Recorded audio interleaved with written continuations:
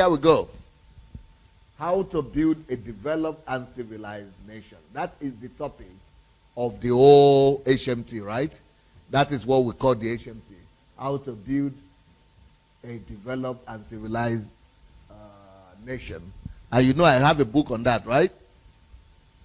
But what I'm going to talk about here is different than what is here. Here is how to transform and build a civilized nation. This one is how to transform and build a civilized. It's the thickest book that I have. So we have a book here that is addressing this topic to some extent from one aspect.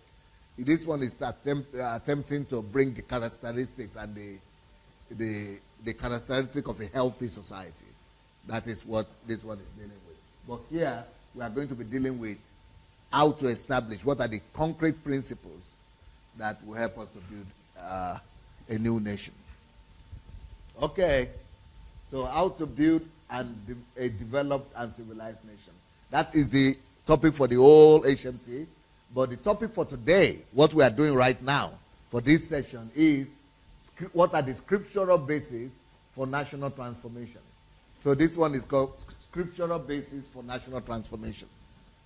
So scriptural basis for national transformation. That's what we are going to examine right now. Did you get it? Scriptural basis for national transformation. Tam получается у вас слайды показать на экране, да?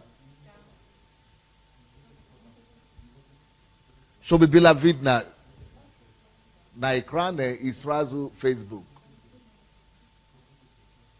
Поэтому тогда не надо будет двигать камеру. Просто установи на меня и все спокойно. А там же страницы двигаются там, да? Вот это самое главное. Так не надо. Просто установите хорошо на меня и все. So the scriptural basis for national transformation, that is the topic of today. Now here we go. Do we have anybody who might be willing to read? If not, I can read, but if anybody can read as well, who has good voice? Let's see. Okay. You've done it before, eh? Okay, you've not done it before, but you know how to do it. So you might need to come close, no? Or you are okay there? Can you see very well from there? You can see? Okay, then you can read for us. So, but the deal is that if you are going to read throughout the HMT, then you are going to get all the slides. That is the deal. all other people can be taking photographs. You are allowed to take shots, to take photographs of the slides, though. Yes. Yeah, the gospel of the nation. No, start from introduction. Introduction. The gospel of the kingdom of God cares about and considers national transformation as a part of the gospel.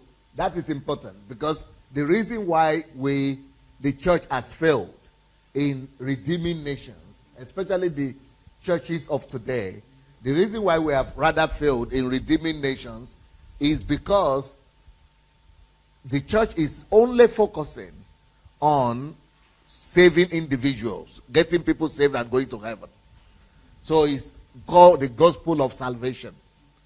And for you to be able to redeem nations, you also need to care about, you need to preach what we call the gospel of the kingdom.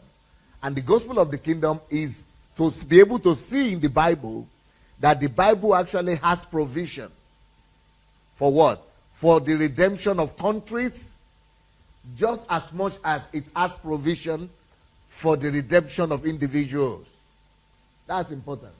The Bible, God didn't just consider individuals, but God is as well interested in redeeming countries and nations. So why is that important? The reason why that is important is because if we are only going to think that God only wants individuals to be saved, then we only work for them to get saved and keep them in church. And that is the reason why we're having the challenge we're having today. You keep them in church and want to make them to make heaven because they are the ones you want to save and get them out of here. But the difference is if you understand that God and Jesus didn't just die for the individual, for the salvation of individuals, but also for the nations, then you will teach the people who are already saved to go into all the world and bring redemption of the Lord and bring the glory of the Lord to all aspects of life. Because the whole creature is waiting for the manifestation of the sons of God. So you will teach all these people to become sons and then to go and become deliverers to every aspect of life. So that way, you are not going to be building churches that are only conserving individuals and that are becoming slave plantations where people are only condensed and conserved and they will not fulfill their calling. Because that way it means other people, individuals, don't need callings. Only pastors need callings. But with the gospel, with the need to bring salvation to the earth, then you discover that you need to teach everybody about the need for them to identify their callings and to actually go and fulfill those callings out there. Because they need to bring the glory of the sons of man, of the sons of God, to the nature as well, and to every aspect of life as well. They will need to go and take responsibility for their own sphere of life. So that is the difference. But the way we are doing church right now is that only individuals need to be saved. So forget about the earth. But it will not be fair. Why? What is the scriptural basis for that? We are still going to see it. But you will see that when the man fell, and God wanted to curse the man. But when you read that Genesis chapter 3 very well, you will discover that God didn't curse the man. What he did is he caused serpent. He caused the serpent, and then he went ahead and caused the earth. The earth. He caused the earth. Now, the earth didn't sin. But once God caused that earth, something happened to the earth. The nature and the structure of the earth was changed immediately as a result of the curse. So what were some of the immediate changes or manifestation of the curse on the earth? If you read that place in verse 18, it says, as soon as God finished speaking the word of curses on the earth, that the earth immediately began to bring forth thorns and thistles. The earth was only pleasant before. It was not bringing forth painful things like thorns and thistles. But once the curse was released, the damage came on the earth.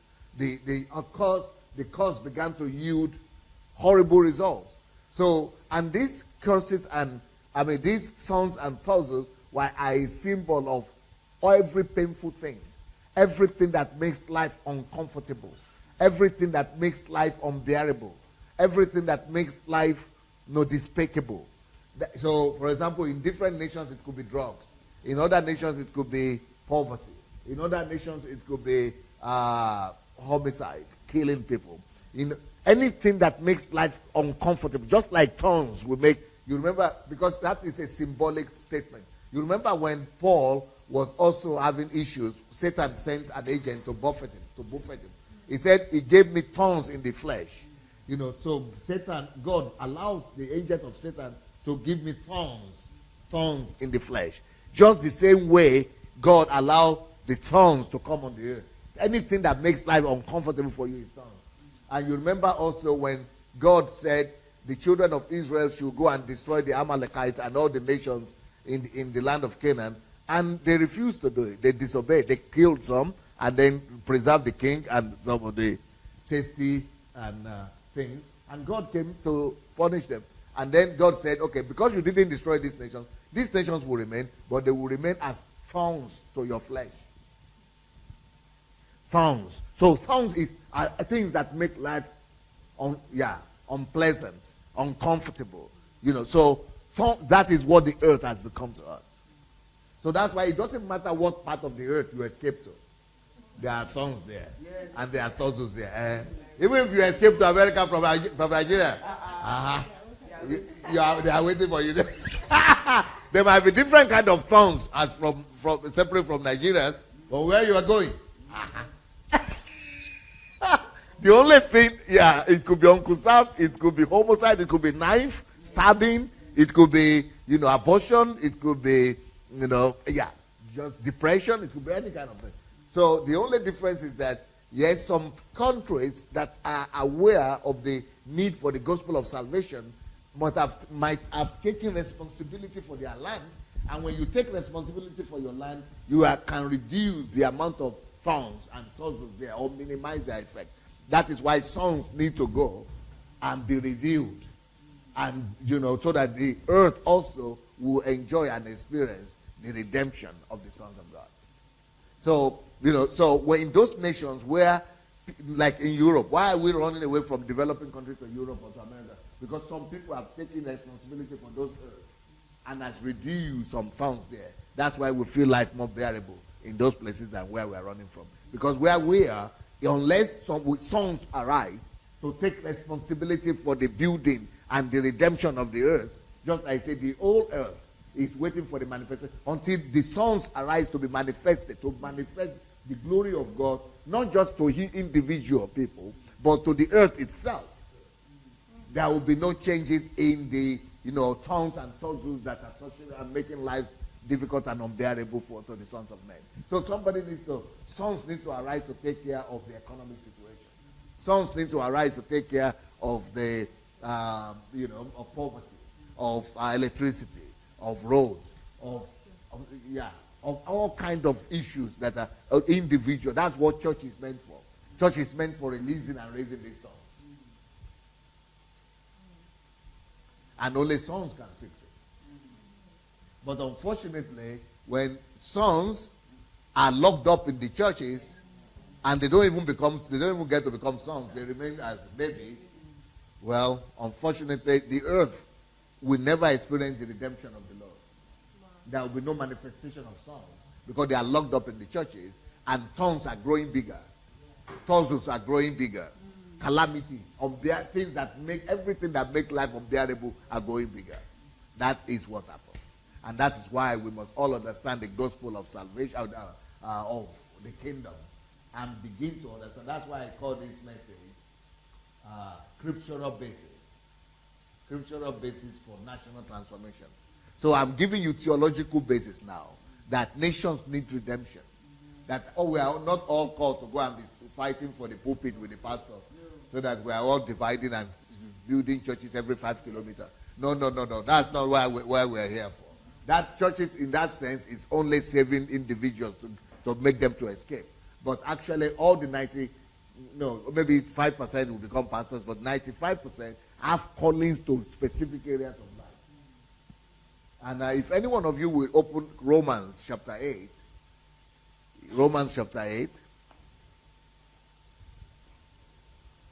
you will see what I'm talking about. Romans chapter 8. From verses 19. No, we need to get the microphone. Give him the Bible, or you take the microphone. Yeah. 19. Romans 8 from verse 19. For the earnest expectation of the creation eagerly waits for the revealing of the sons of God. Okay, wait. You see, it says there is an earnest expectation of all creation. So this is not just individuals now. This is not for people. So apart from people earnestly, eagerly waiting for salvation, even the whole earth, nature, creation itself is eagerly waiting. Creation itself is eagerly waiting. People are being saved, but those people who are saved, they must now go to manifest and to reveal as sons. Because sons are, unto us a child is born, but unto us a son is given. Sons are to be given as deliverers. Sons are to be given as saviors to nations. That's what sons are meant for. But when you keep them as children, as babes in the church, they never fulfill their destiny. They never become deliverers. And the earth that they are supposed to go and redeem suffer and keep on groaning and mourning, because the sons that were supposed to come and deliver them were never matured to become sons, or they were never released. They were never given as sons. Like Jesus Christ, for example, unto us a child is born. Jesus Christ was born to us as a child, But as a child, he couldn't help anybody. He couldn't deliver anybody because he needed to be taken care of. That is why he was only released at 30 years old as a son to become it was only when he became a son, he became a deliverer. He was released to the world as a savior and a deliverer. Because it was when he was 30 years old, when everyone certified to the fact that he had become a son, that was the point that God said, this is my beloved son, not child. Now, listen to him. Because he's now being released to be a savior. Only sons can be saviors. Only sons can be redeemers. Children don't. Children themselves need care of elements of this world, of guardians and teachers and things like that. So what its old church is meant for is to be raising up children to become sons and then to be released to go and become deliverers, just like Jesus. For God so loved the world that he gave his only child. No? Is it child? So why is it that they didn't use the word child? Because children are not giving. Children are a body. So for God so loved the world that he gave his only begotten son. Only sons are given to become a helper or a savior or a deliverer. And only sons meet the enemies at the gate and push back the enemy. Only sons can push back darkness from nations. Only sons can take responsibility for infrastructures of a land. Only sons can push back poverty, push back calamities. Only sons can uproot thorns and thistles from a land. Only sons can put a stop to curses and damages. Only sons can take control of the political situations in nations and countries. Only sons. So unto us a son, unto us a child is born. We were still dependent. A child is always dependent. But unto us a son is given. For God so loved the world that he gave his only begotten son. Because only sons now can be done. So that anyone that believes in him will be saved. Only sons become saviors. That's why, behold, this is my beloved son, in whom I'm well pleased. Listen to. Only sons can become leaders and lead you for you to listen to. So that's what he's saying here about sons. For the earnest expectation of the creation eagerly waits for the revelation of, not children, sons, sons of God. Now, is it making sense to you all now? Yes. For the creation as was subjected, the whole creation, either in America or in Germany or in Europe or anywhere, for the creation was subjected to futility. So that's what I was saying. It was subjected at that point when God was supposed to curse the man, and instead he cursed the earth. That point, the earth was subdued. The earth came under the curse. That is the subjection. For it was subjected to futility, not willingly, you see, not willingly, is because of us. So God will be unjust to now come and redeem the man, leaving out the earth that suffered as a consequence, as a result of man's failure. Not willingly. The earth was not to blame for it. It was not as a result of the consequences of the action or the sin of the earth that it was caused. It was unwillingly. It was because of the man. So God cannot just come and redeem the man now and leave the earth that God, because as a result of, so God, and that's why God himself is not going to save the earth directly too. God has come to die for the man. Man that was caused, man that was the reason for the cause of the earth has to bring, has to now be the one himself to take responsibility for the earth that was caused for his own sake. That is why all the earth, they are waiting not for Jesus, not for God.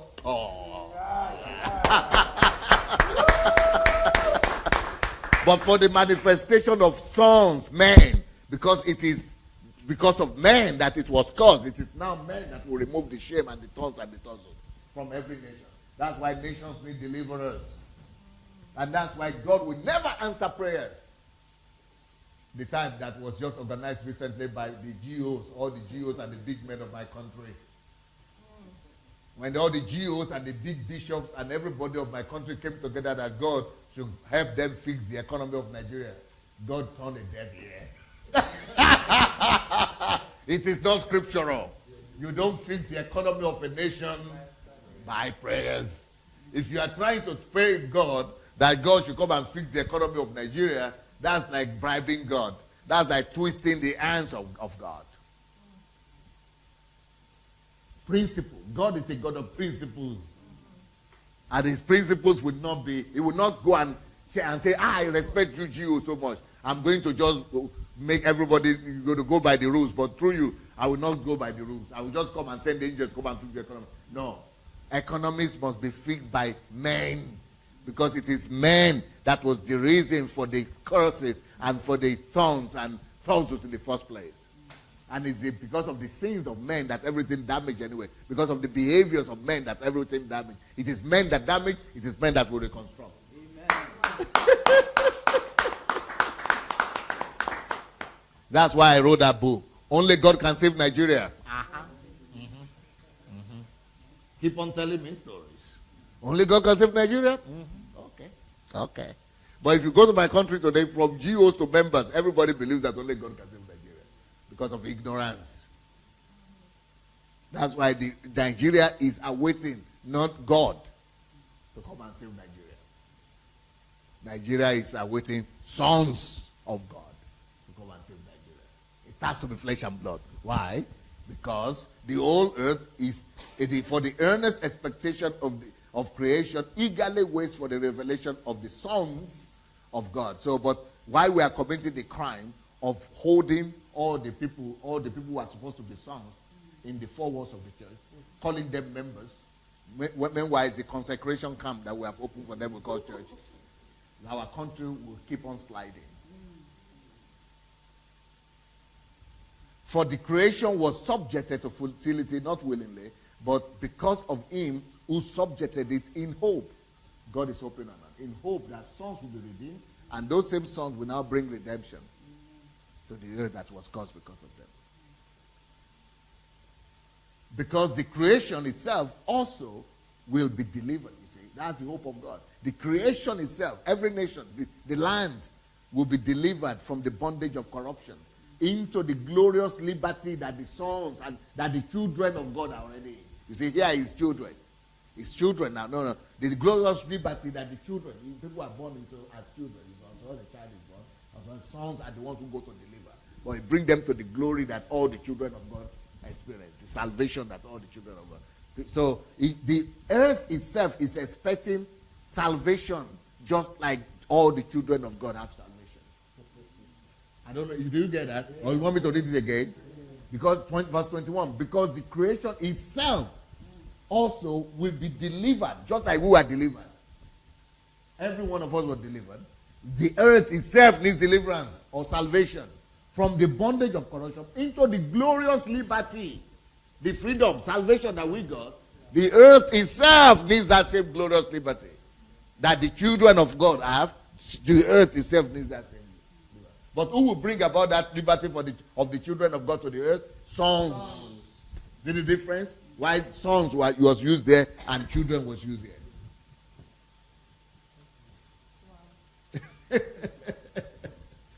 So, for we know that the whole earth and the whole creation groans. That's why you are hearing the groaning. And anytime you see poverty, that is groaning of the earth. For the sons to come. Please come and deliver us.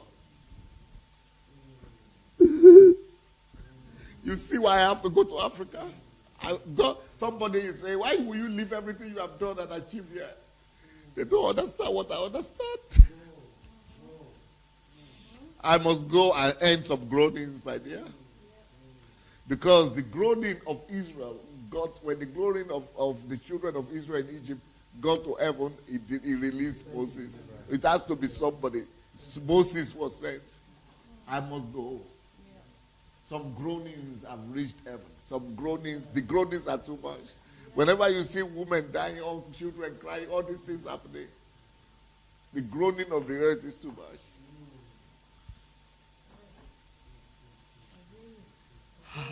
For we know the whole creation groans and labors and mourn with birth pangs. Why? Waiting, like a woman. Birth pangs here is looking, he's using the analogy or metaphor of a woman that is waiting for the child to come. It's unbearable. That is how unbearable the pain and the groaning of nature is. That's why we have the calamities and the catastrophes. So every time you hear catastrophe, war starting there, because there are no sons to stop them. That is the groaning. Anytime you hear that poverty there, hunger there, or famine there, it's a groaning. That is the way the earth is groaning.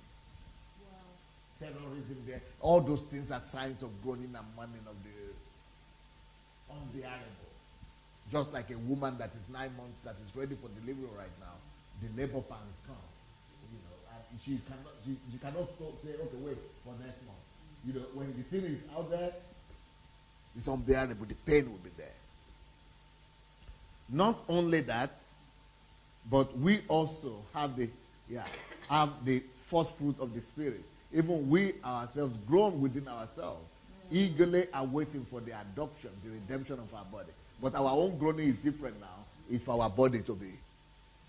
But before then, we have to do what we do. We have to stop the groaning, stop the pain, stop the mourning of the earth before we can now go to be redeemed of our body. So before our own, why is it that God only gave us salvation of the soul and spirit here on earth?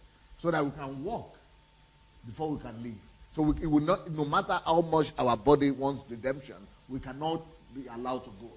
Because if you're allowed to be, so you just get saved and you go, then you are irresponsible to the earth. It's not fair. So no matter how much we want to go to heaven, God will not allow you to go unless, I'm talking of all of us as humans, unless we do. That's why when you get saved, it doesn't collect you immediately. Because there is work for you to do here. You must, that earth that was caused before your sake must also experience that same redemption. You must not be selfish. That you've been given. Okay, now let's see the old place, where the old thing started from. Genesis chapter 3.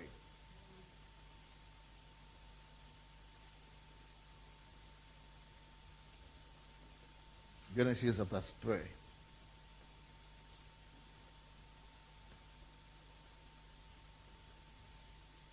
Verse 17.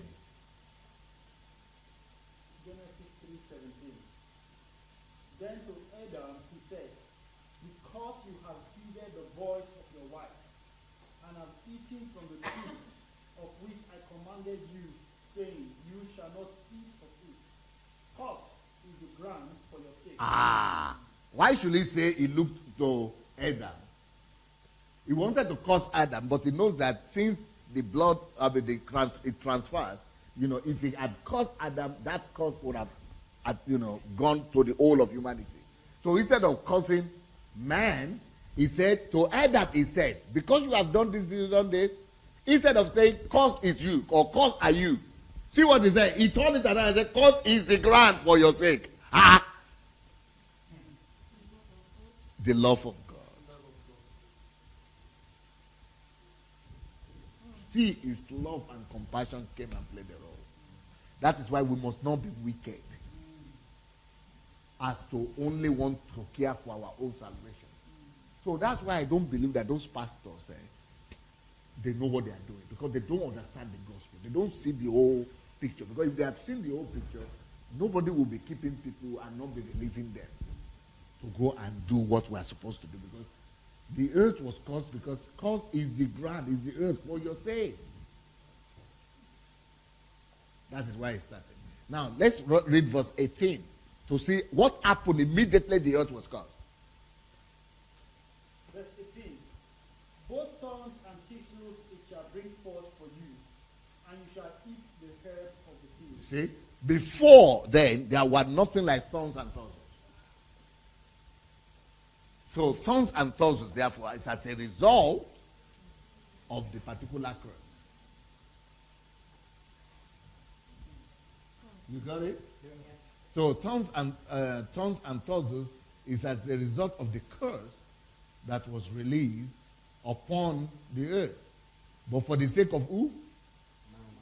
Because of man. Because of man. So,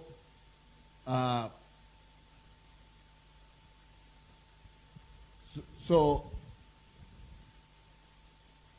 now, who will explain to me why it then makes sense that man, after you have experienced the glory of the children of God, or of salvation, or you have been developed to become a son, why is it that it is man that must take responsibility for the redemption of the earth? Anybody who wants to talk, take the microphone. Please put on the light. Put on the light behind.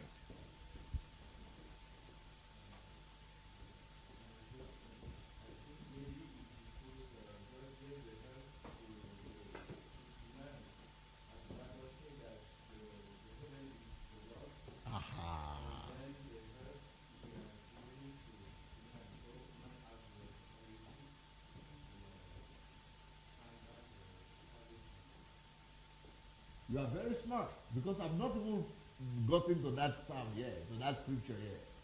And you already got it. Beautiful. But now I'm looking for another answer here. Okay?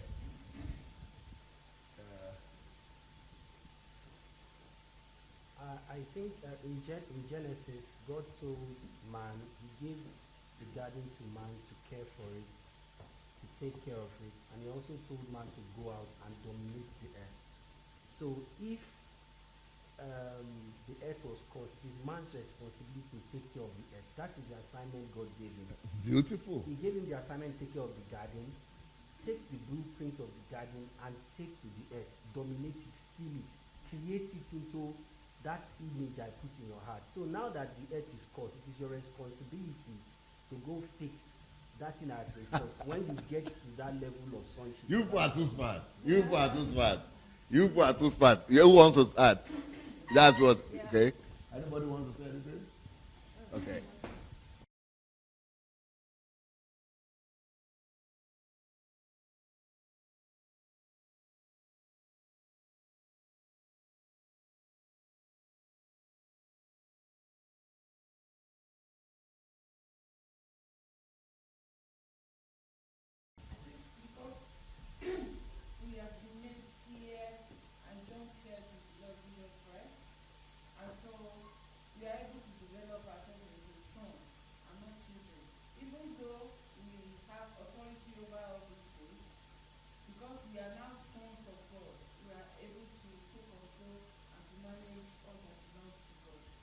Okay, not bad.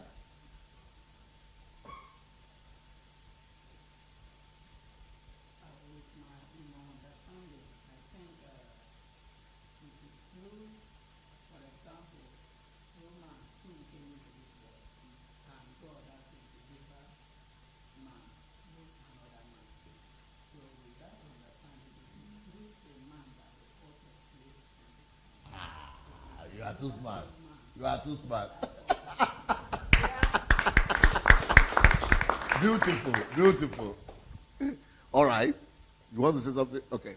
Now, let's read another scripture that will totally convince you that God has made provision for the redemption, not just of the man, but of the earth as well. Matthew 27.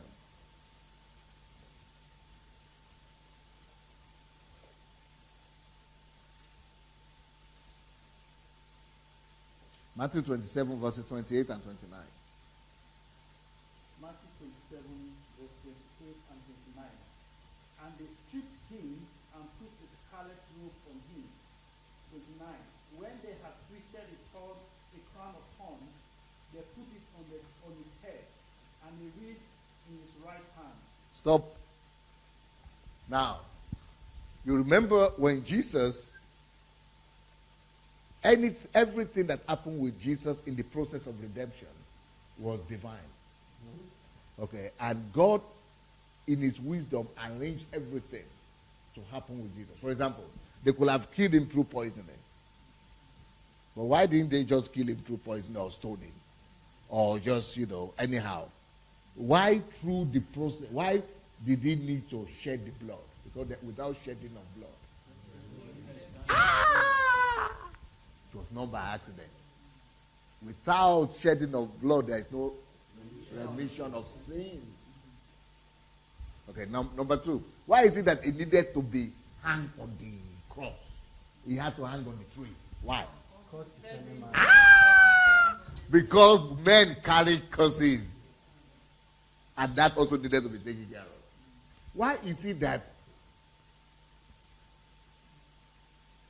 nails needed to enter into his hand? Because anything you lay your hands on shall be blessed. My hands are blessed. The fruits of your hands is for prosperity. The fruits of your hands shall be blessed. So that is the reason that anything you work for, God has made provision that the fruit, the labor of your hand will bring you fruit. Why is it that the feet has to be nailed? Because they say, the Satan shall bruise his leg, and his feet shall crush his authority over nations. Authority over nations and authority over Satan and all demonic and satanic oppressions. That's why it's because of that, now we could say all powers, principalities are under his feet. You see, there is calculated effort for everything. Now, but then it got to a point. Okay. Then it got to a point, after all those provisions of redemption have been dealt with, that he was already about to be handled. Everything was already in place. But God will not allow everything to end without every detail be taken care of. So after the whole process of redemption of man itself has been completed, God cannot forget about the earth that was caused for the sake of man. So the people who were crucifying him, the soldiers, they didn't know what came upon them. And they didn't know what they didn't know what came upon them, and they just decided, they began to look for tongues. We were on the mountain, where can tongues be here? They went and they brought tongues. And why? Because it is because of man that the earth was cursed. So if God is making provision for the redemption of man, he must as well think and make provision for the redemption of the earth that was caused for the sake of the man. So what did he do? He moved on by his spirit upon those people to go and find tongues and uprooted it. They had to go and uproot. That spells the end. And then it's not just enough to stop it, to uproot the tongues from the earth itself, to stop it. But where does he go? He takes it, they put it on his head. Now, not just like he carried there are two significance. It's just the way he carried our sins on his body. Just like the spears, he carried our sicknesses and things like that. But he also carried all the curses that were all the curses that were placed on the earth. He carried it on his head. But even more so, there is another one more significant meaning of that. Why is it that they didn't put it just on his shoulder? Why is it that they just put it on at his feet? Why? They went and put it on his head. Thereby, not knowing, but significantly declaring that you didn't just take care of the cause and put it on him, but you declare him as the Lord of all nations, wherever tongues are removed from, which is symbolic to us. Anytime we release songs that will go and uproot tongues in nations, once you uproot the tongues, you enthrone the Lord Jesus as the Lord. That's the basis for redemption of nations.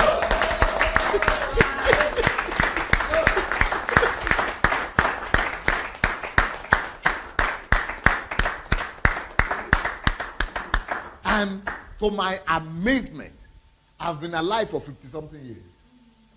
I've never had any human being notice that thing. And if you hear anybody speak about it, maybe they've had dreams before. But God wants redemption of nations. And he has made provision for it. But we are so selfish as humans that we only want to think about my own sin has been forgiven. That's all. We don't need anything else.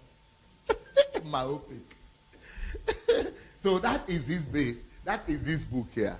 And that's why I think we have to write a whole book on it. So that people will know there are scriptural bases for the redemption of nations. Okay, let's go back to our slides now. I think you got enough for now. Let's put off the light and let's go to the slides. Okay.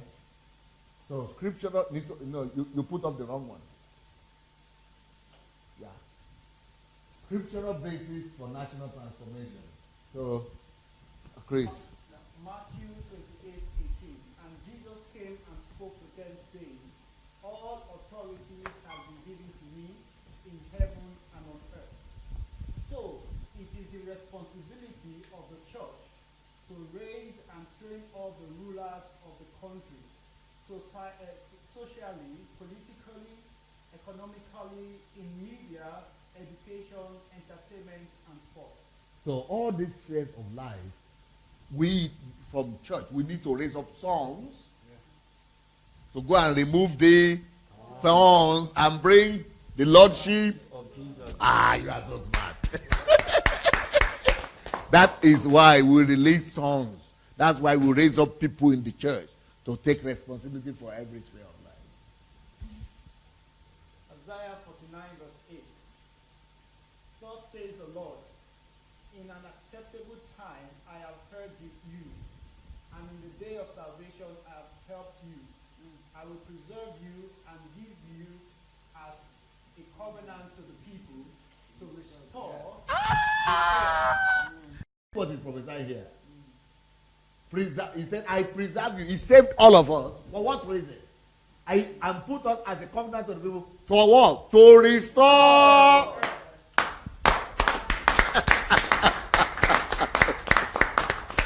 That's why I wrote that book, The Restorers of the Earth.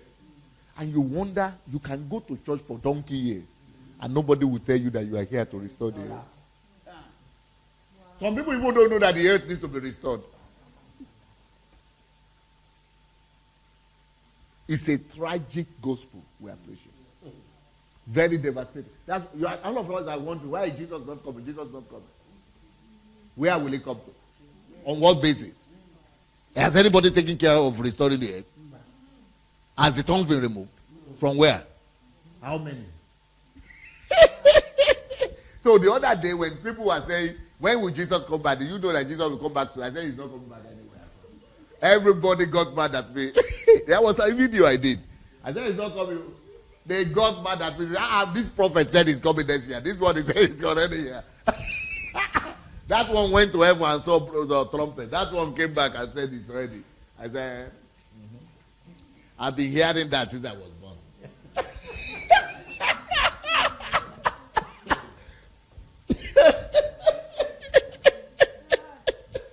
There are things to be done. I know much. I know what I know doesn't allow me to believe all those small stories.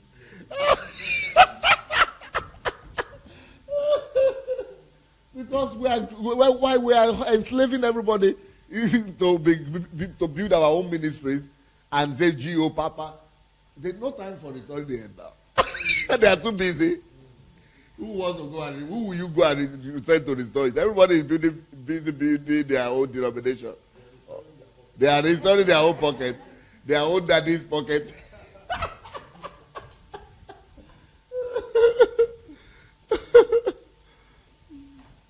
If the church doesn't transform the nation, then the fallen nature of man will take over the society, leading to corruption, decay, detonation. Yeah. You know that's what will happen if the church will not take responsibility for transformation of the earth. Decay. It will just be more decay, more and more decay, more and more corruption, more detonation. Things will just be exploding everywhere. Because the church is the light of the world. The church is the salt of the earth. Psalm 50, verse 1. The mighty one, God the Lord, speaks and summons the earth from the rising of the sun to where it sets. So, yes. No. That is not the end of that quotation. You are supposed to be from 1 to 3 verses. Psalms. Let me open there. Psalm 50, 1 to 3. Psalm 51 to 3. Yes, sir. The mighty one, God the Lord, has spoken and called the earth from the rising of the sun to its going down. 2. Out of Zion, the perfection of beauty, God will shine forth. 3. Stop. Out of Zion. So he's saying the mighty one, that's God the Lord, has spoken and calling the earth. God wants to call the earth back to himself. From the rising of the sun to the going down, so from every four corners of the earth, God wants to restore it. So how will he do it? And then in verse 2.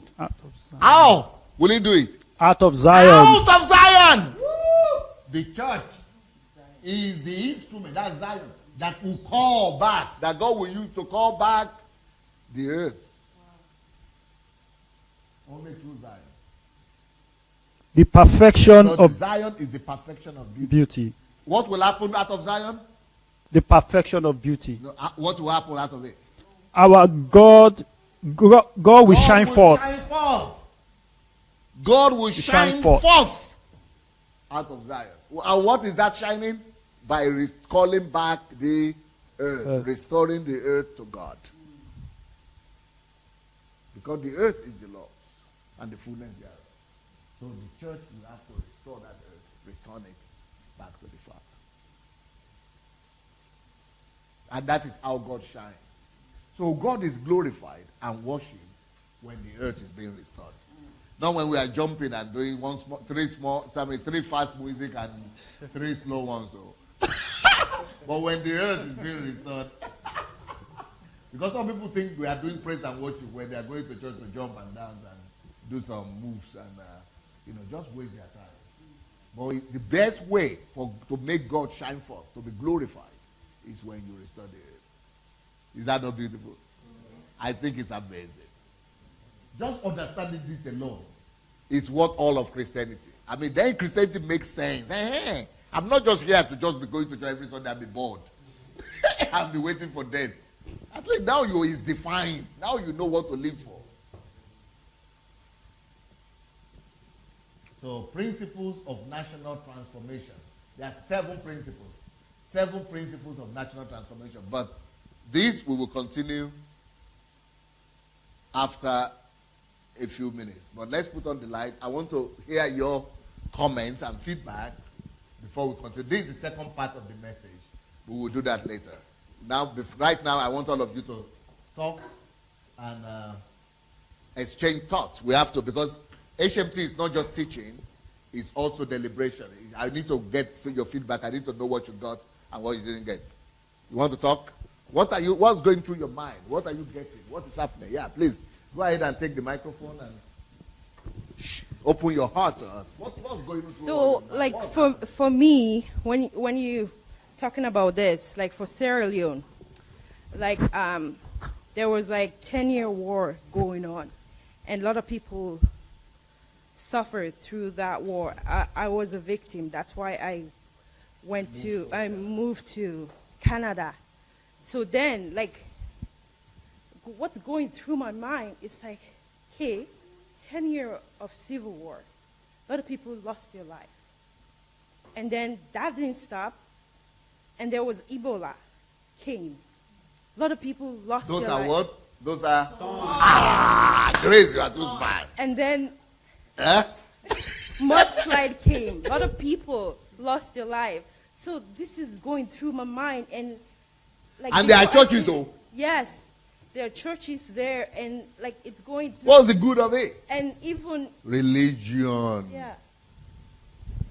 And and then recently, because they're having election in my country, and according to the churches, they went to the national stadium, and I watched the video, and all I was watching, I was crying. It's like, what are these people doing? They are praying now. They are praying for the election that God will save, God will send Messiah.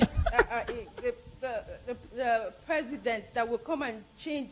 And I was like, you guys wasting your time praying in the national stadium instead of raising up sons who will go and take responsibility. Yeah. And even when I was commenting and people were cussing me back, you're Antichrist or something. Antichrist. Why Good. are you commenting such thing? Like, Good. who do you think you are? And stuff like that. It's like, you guys just wasting your time in the national stadium. You're crying. You're praying for what? What are you praying for? Like, it's nothing. Like, also... That is why I'm writing all these books, and that's why all these people must read these books. This one is, You Are Born to Make Your Nation Great. Discover it. Go for how to make your nation great. Or the second title for it is How to Change a Nation Through Personal Responsibility. You are born to make your nation great. Personal responsibility. You can be the answer. This is my effort to raise sons. You are born to make. But I don't call it that because it's not religious. It's for everybody, Muslim, Christians. You are born to make your nation great. Become a son, and you will do it. I'm going back to Africa. Now you understand why. Another one here that every one of them must read is How to Transform a Nation Through the Power of Faith. This is where I wrote about the story of St. Patrick. How one man changed Ireland. How to transform a nation. You can bring it closer. How to transform a nation through the power of faith. Through the power of faith. Through faith, you yourself alone, you can transform your own country. You can transform your country. Could you be the Abraham of your nation? What does that mean? Become the father of your nation. You become the father of that nation. So these things are not a myth. Or if you don't know the calling, you say this one is calling and purpose of nations. How to discover the calling and purpose of your nation. You ask any Christian anywhere, they will not tell you the calling and purpose of their countries. That's why we gave the answer here. And this one is how to transform and build a civilized nation. You can, everything is there. These are action instructions. The role of the elite in national transformation. You see, people think I'm just writing books for writing's sake. But I know what I'm doing. I know what I'm doing. Everything is strategic. I'm preparing sons. I'm getting them equipment. What the church has failed to do over thousands of years, I'm equipping people. I'm handling things in their hands to be able to turn the story of the earth around. So these things are not by mistake. These things are very purposeful.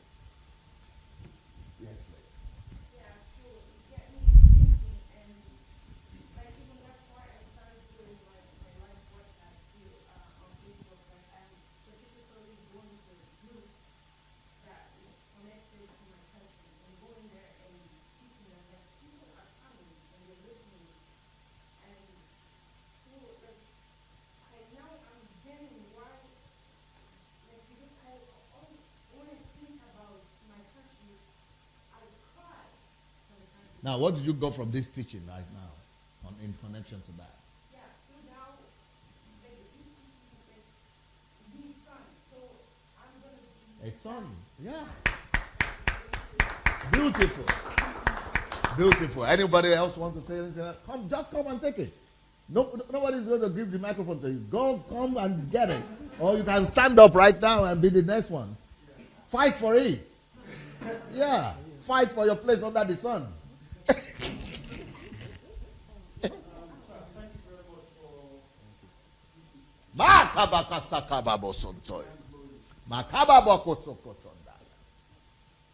from what you have said today, I truly believe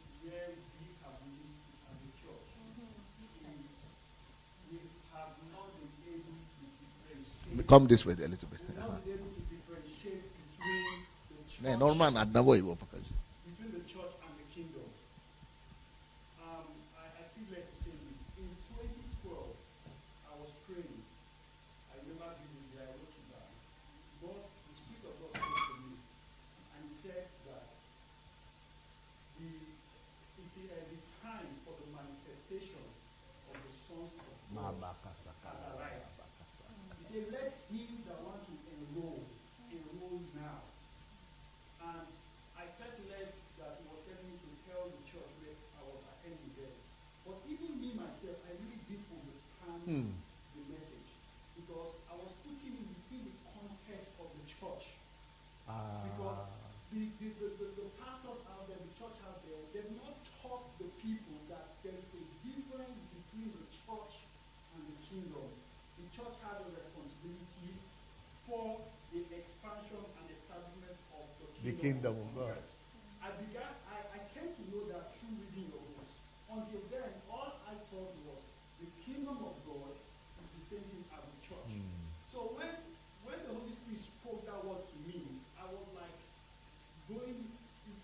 just going over it over and over in my mind. What is meaning? I was searching the scripture, but every time I looked at the scripture, I was looking at the scripture from the mindset that has been conditioned in the church. So you couldn't get it. So I couldn't get it. So I was, and that's why, like I said, I was like so zealous, because they tell you when you serve in church, when you go out to win souls, evangelism, that is the work of the kingdom. Nobody ever talks within the context of actually redeeming the earth, of becoming a savior to the earth. It's just serve God, live a holy life, and prepare for the rapture. That is what they will always tell you. But your teaching today has just like blown my eyes open to see what God was trying to tell me, that we are actually people who are responsible. In fact, I was reading your book, and you said something that God will hold us responsible for nations, not just for people. Particularly interested in nations. So God is going to hold every one of us responsible, because the responsibility of nation has been given unto us. It's so clear. It is so clear. I don't know, it's like when you use microscope to like zoom into microorganism. It's so, there is no, I don't know, there's no ambiguity again. It's just so clear for me now. So clear. It's so clear. And I think what God spoke to me now, It makes sense. it makes perfect sense. And I know what he was trying to tell me. Thank you. As you are reading, I was reading it in a message version, and I would like to read it. When the time's ripe, I answer you. When victory is due, I help you.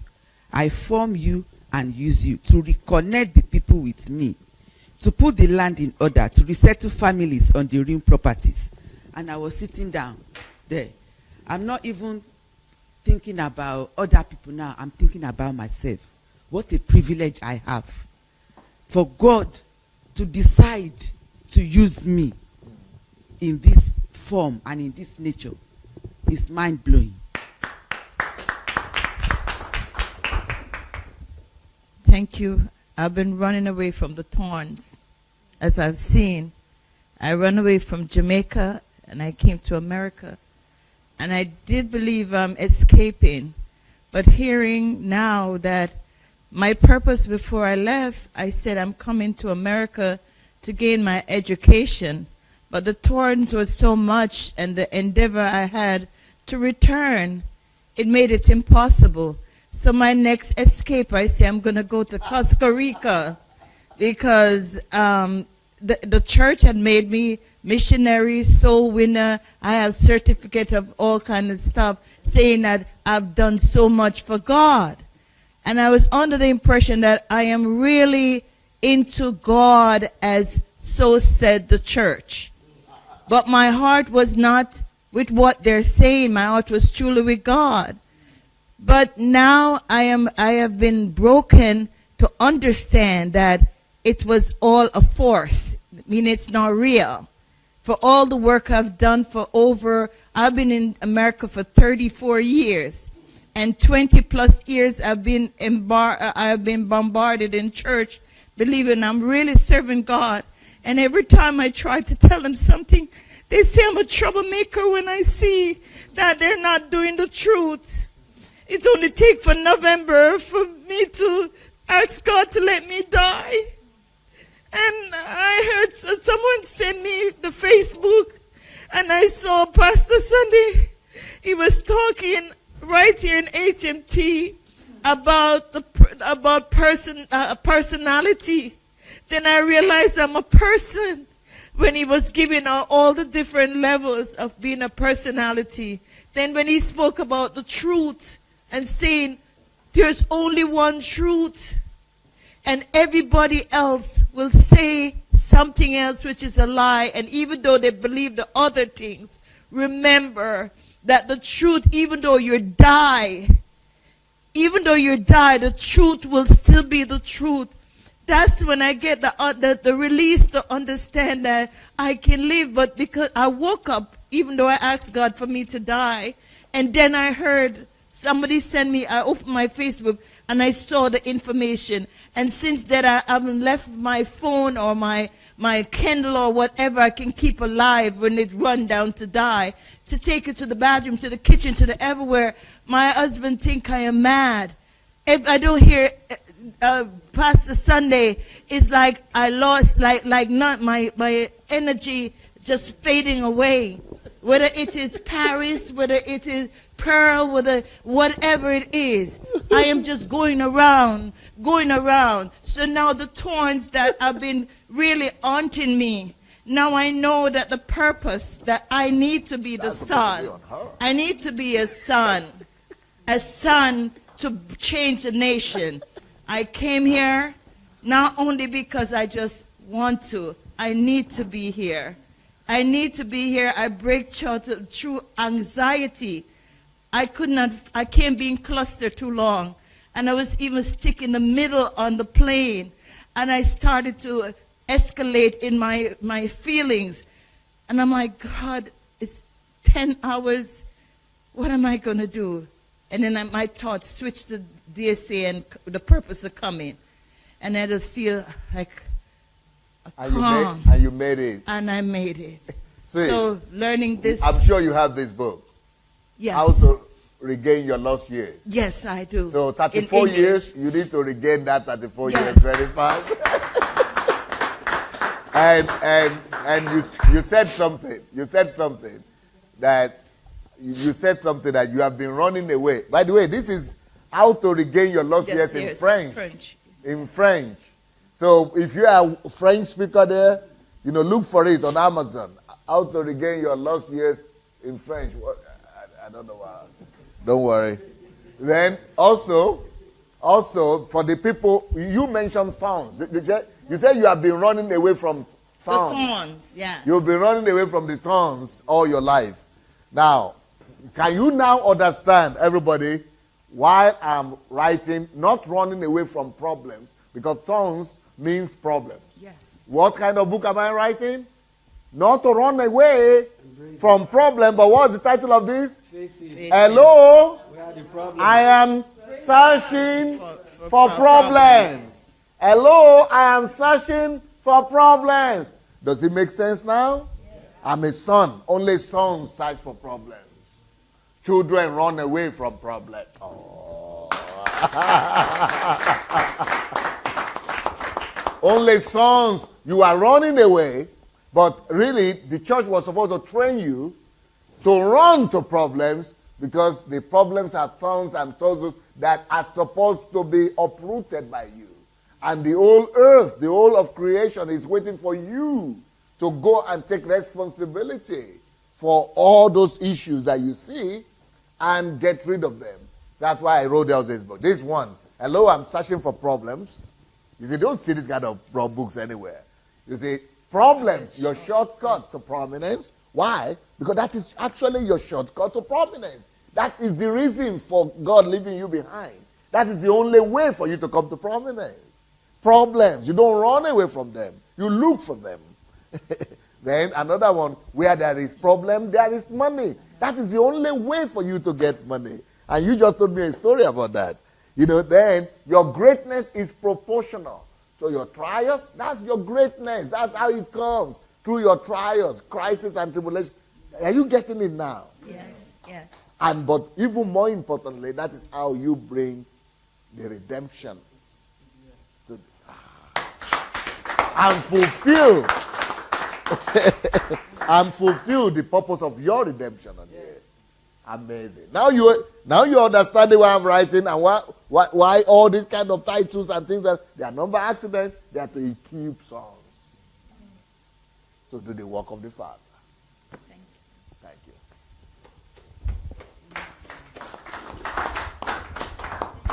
Honestly speaking, Yes. I don't just go to seminars. You don't go to seminars? No. I can count how many Christian seminars this time around. Conferences. Or reading seminars, books just like that. But for me to have left where I am to UK. come, something is needed, and I think it is here. Because for me, what DSA has been teaching or saying, I don't talk on the internet, but I think I read when he's teaching. It's almost all what God has been speaking to me. But the thing is, how do I go into it? But I know coming to this seminar, I'm getting strategies. Amen. Concrete one. I can say to you, I've started an orphanage before, but because people are not supportive, Christians, they prefer their own pleasure. Yeah. One way or the other, I had to put a stop. It's not that I'm stopping totally. God said He's using me, and I know. In many other areas. Yes, that is training ground for me. The one I started is just a training ground. Yeah. In the area of health, education, as he said, in the economy and things like that. Yeah. And the simple scenario I can give today is, if you permit me. No, I will not, because you still have to have breaks so that you like do, as a child of God, we are behaving as children, as according to the pastor has said. But now that this seminar is into place, I'm going out as a son, taking all that is in the hands of the sinners and letting them know that my God is the owner. Amen. And I am in control, because the Bible says, even though I be the Lord of all things that God has, the money, the resources, until I know that it belongs to me and it is my responsibility to take charge, they won't come to me. The politicians will be using them, mismanaging them, and we'll be talking. We like talking in Nigeria without action. Now I'm going back with action. Praise the Lord. Thank you. While DSC was talking, I was just, I was thinking, why are we running for rapture? Why are we crying for rapture? What are we going to do when we get to heaven? The work you are given is like, not done it. I'm not. So what report am I going to give? What am I going to say? The earth is there, is dying, the nations are there. And why DSC was talking? What did you even do here for 70 years or 50 years? What were you doing? Because we were living for survival. And that's why you stop working for Uncle Sam. Work for your purpose. Work for the kingdom. That's why kingdom-driven life, not needs-driven life, not survival-driven life, kingdom-driven life. So if we are just running away from the work, running away from the purpose, we are either running to heaven or we are running somewhere, but we leave the work. And while DSA was talking, I remember Joseph. He was built to deliver. A time of famine was going to come. God has seen it and preparing you. Go and deliver.